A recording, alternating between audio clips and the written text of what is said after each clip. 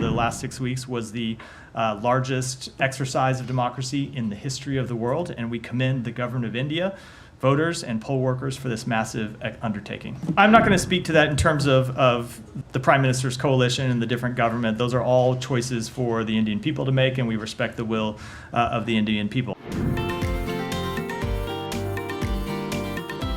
Is the U.S. planning to send any delegation for Prime Minister Modi's swearing-in ceremony over the weekend? I don't have any announcements to make today, but stay tuned. In the last couple of hours, there has been a series of congratulatory messages to Prime Minister Modi and his coalition government, there, including phone call by President Biden, tweet by Secretary Clinton.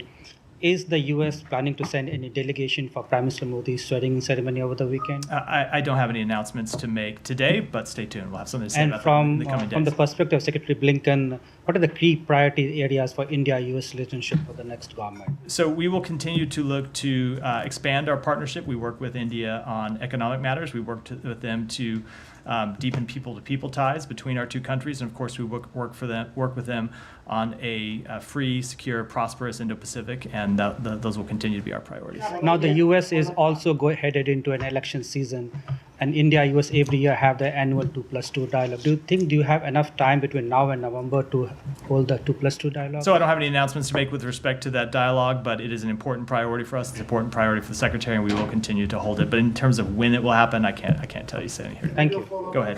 Thank you.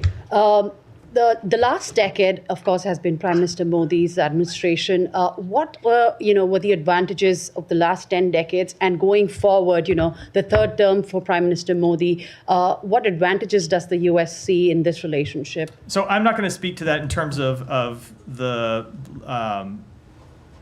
Prime Minister's coalition and the different government. Those are all choices for the Indian people to make, and we respect the will of the Indian people. I will say that we will look to continue our work with Prime Minister Modi, as you've seen President Biden undertake since he took office. That will continue to be a priority through the issues I just spoke to a moment ago. And now that the electoral test is over, many people doubted democracy in India. What is the U.S.'s take on the democracy and the way the elections have played out and the results have played out? So India is, of course, the world's largest democracy, and the election that just played out over the last 6 weeks was the largest exercise of democracy in the history of the world, and we commend the government of India, voters, and poll workers for this massive undertaking. Go ahead. Thank you so much. As you called largest democratic practice for Indian elections, but there is a dark side as well, maybe overlooked by Department of State. So from these elections, we have seen two jailed leaders got more votes than anyone else. From South Kashmir, Engineer Rashid, that is in Tihar jail, got more votes and he defeated like the former chief minister in Kashmir region, and then believe separatist leader, a Khalistani leader maybe. So Amritpal, he got more votes.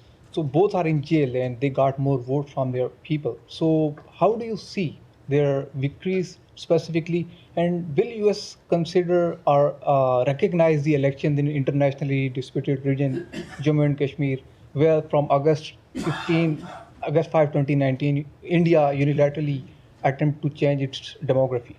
So I'm just not going to comment. With respect to the first, I'm just not going to comment on internal Indian electoral or political issues.